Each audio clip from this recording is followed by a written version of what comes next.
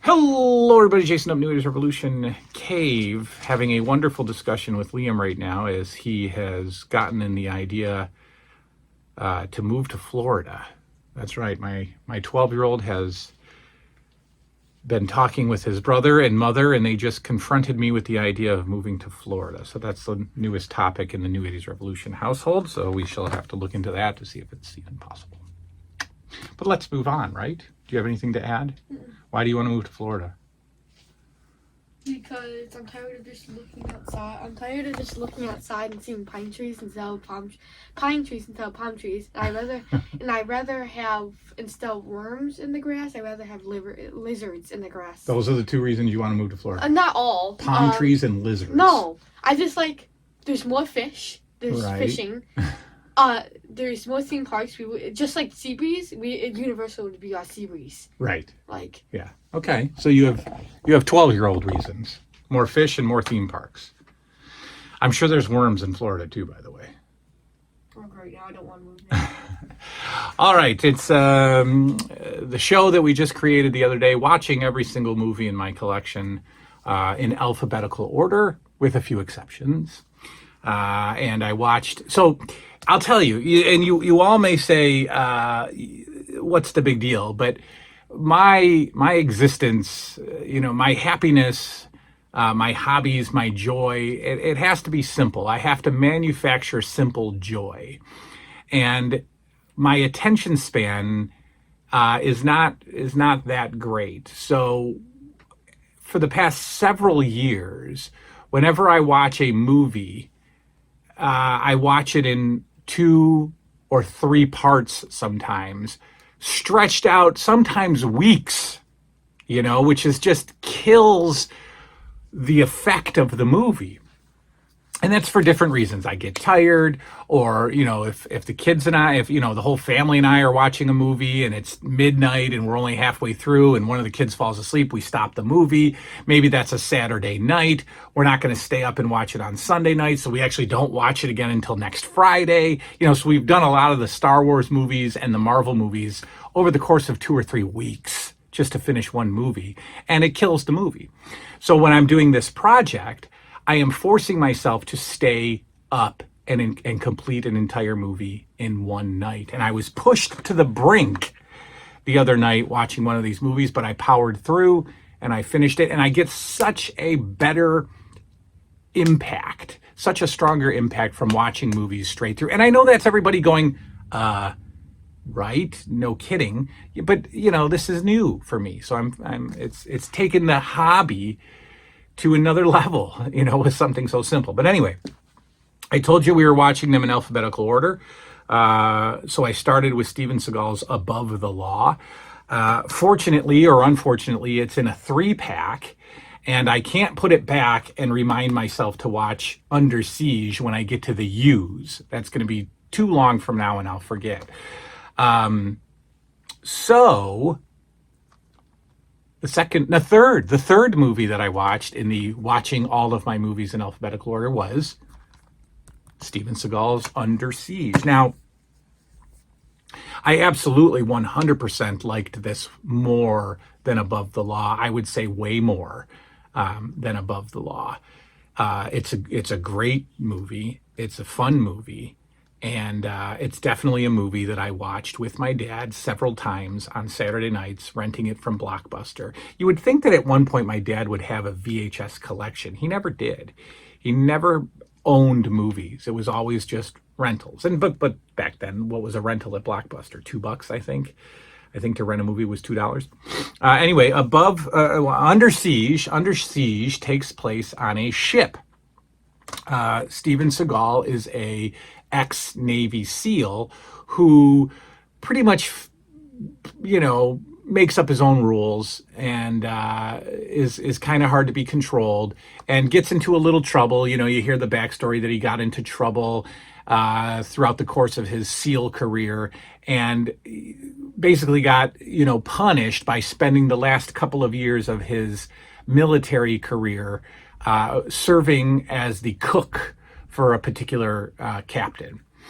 So he's taken out of, active duty or whatever, and he's basically punished by, he's the cook, so this way he can have an honorable discharge or whatever. Instead of getting kicked out of the military, he's the cook. And so he's the cook on this ship, and the ship gets hijacked. And there's some outside forces that are hijacking the ship, and there may also be some internal forces that are hijacking the ship. And Steven Seagal has to take on 30, 40 men by himself. But it doesn't end up being by himself. He recruits a couple of,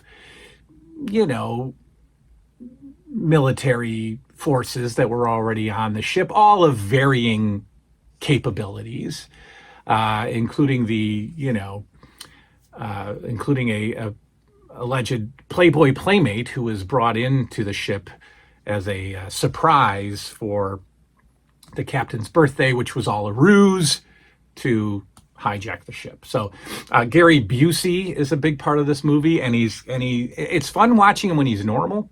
I think Gary Busey has become insane over the past decade or so, but watching him as a younger actor, actually pretty good. I like him in this era. As he's gotten older and stranger, he's kind of difficult to watch. But Steven Seagal is never anybody other than Steven Seagal, and he's always himself, and he's the exact same guy from Above the Law as he is in Under Siege. Same demeanor, same everything. It's just Steven Seagal doesn't change. I think Steven Seagal is that way when he is at McDonald's. He's just Steven Seagal. So, again, tons of the reasons why we like Seagal movies, tons of fighting, tons of action, tons of over-the-top, violence and suspend reality type stuff. I'm always bothered by a particular scene in this movie when Steven Seagal is making soup, and Gary Busey, comes in, and Gary Busey and his crew, they don't like Seagal. They don't like, his, they don't like him on the ship. They know his history. They know that they're potentially going to be bad guys at some point. So I'm sure they're afraid of him. And because he is, knocked down all these pegs to cook, they certainly give him a hard time because Gary Busey is ranking higher than him, so he gets off on controlling him a little bit. So Steven Seagal is making this big soup, and Gary Busey spits in it and hawks this big loogie and makes this over-exaggerated face where he spits in, and it's just disgusting. And I fast forward it every time because I'll throw up. It's disgusting.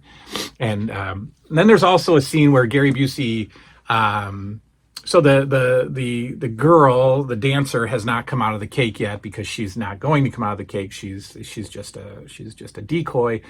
She doesn't know that, but Gary Busey comes out as they're starting the party, and all the military guys are there, and they're laughing and drinking and have a good time. Introducing, the dancer, but it's Gary Busey dressed up like a woman, and he completely over exaggerates again. And he comes out and he does all these dances, and he's got this horrible makeup on, and it's the ugliest woman I've ever seen in my life. Gary Busey is a horribly ugly woman in drag, terrible, ugly Gary Busey with his horse, gigantic choppers, and anyway, this one is long. I think it was like I think this was maybe a little bit longer than an hour and a half. I think it's not quite 2 hours. I don't think it's not going to be on here, but a little bit longer movie that has some good ending. It's pretty good. Tommy Lee Jones is in this, and he plays kind of the main bad guy, and you find out why he's so angry, at this particular captain or this particular crew, and they are really no match for him. So the fights are not, you don't really think that Steven Seagal is ever going to lose a fight, but it's really just him and this small army versus these well-trained military turncoats. Why did I watch this movie? You should have watched it. You absolutely could have. There's a scene where I'd have to close your eyes, but the dancer comes out and she might not have any top on, but I'd have to cover your eyes. No? So anyway, Under Siege, fantastic. Now, I've never seen Under Siege 2. I'm actually watching that tonight. I've never seen Under Siege 2. It looks like it's on a train, and I'm very much looking forward to seeing Under Siege 2. I don't know how new it is. I hope it's not, weirdo Steven Seagal. 1995 and Under Siege was 1992. So that's fine. That's still cool Steven Seagal. I don't remember if Under Siege 2 came out in theaters. I don't know if it was straight to video. I don't know why it would be. I think Seagal was still fairly relevant in 95. But we're going to watch that tonight straight through. Now, the other one that was part of the 1408 2-pack. So it's not a movie that should be watched in alphabetical order, but I have to knock off this 2-pack, was Stephen King's The Mist. Now, I've heard things about The Mist, and I've heard that it's just disturbing and unfortunate. And a long time ago, I made the decision that I wasn't going to watch it because I had an idea of what happens at the end. I had an idea. So at the time, I said, I'm never going to watch it. Let me find out what the big deal is. And so I read the plot. And I read what happens at the end. So I knew going into the movie what happened at the end. I couldn't remember the exact details, but I knew that there was an unfortunate ending. The unfortunate ending is a big part of the movie. It really gets to you, but the whole movie really gets to you. So basically, we have a small town, and the movie basically takes place in a grocery store. We have a father who runs to the grocery store with his kid and a neighbor. And while they're in the grocery store, just getting supplies, the mom is at home. They're just at the grocery store.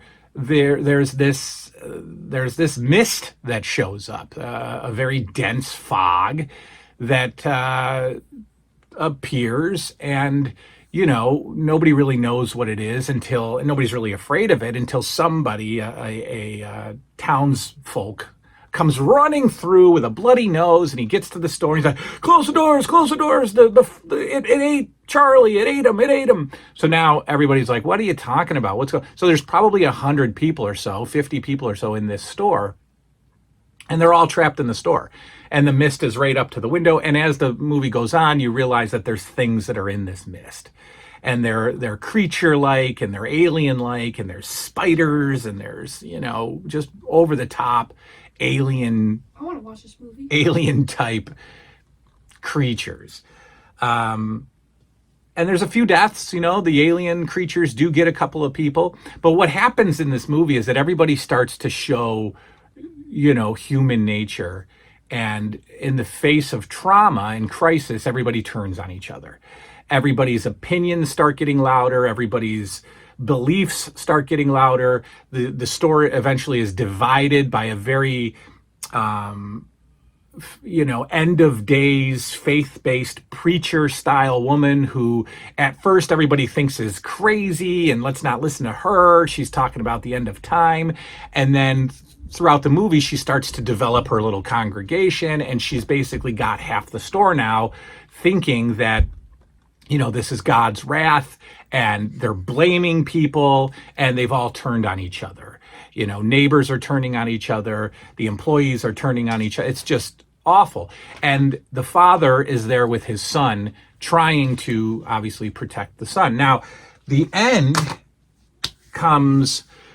Again, here's a spoiler. I'll give you a spoiler. I'll give you 10 seconds to get out of here. But a bunch of people, including the father and his son's like 8, his son decide to make a break for it. At the end of the movie, they make a break. They get to their vehicle, and their plan is to drive out of the fog, drive away from the mist as far as they can go. Well, they run out of gas. And they have not gotten away from the mist, and in fact, they start to see the giant creature, maybe the mother ship, the mother brain as it is. And the father makes a decision. To, here's a spoiler. I'm giving you spoilers. The father makes a decision to kill everybody in the car. two or three friends and his 8-year-old son. He decides to kill them to prevent them from the horror that the mist is going to bring them. And I fast forwarded through that because the kid was awake when the father shot him. And I didn't want to see it. So I fast forwarded to it, and I knew how it ended. And it ends with the father outside of the car. He's upset at what he did. He's about to die. He wants to die. He's calling for the monster to come kill him. And what happens? The monster leaves. The fog lifts. The military has come in. They're killing all the creatures. And it's over. It's over. The mist has gone away. The creatures have gone away. And the father just killed his son. Earlier in the movie, they find out that the mom is dead. The mom has been killed by the mist. So this father is left with nothing. And you start to think, well, was the preacher lady correct?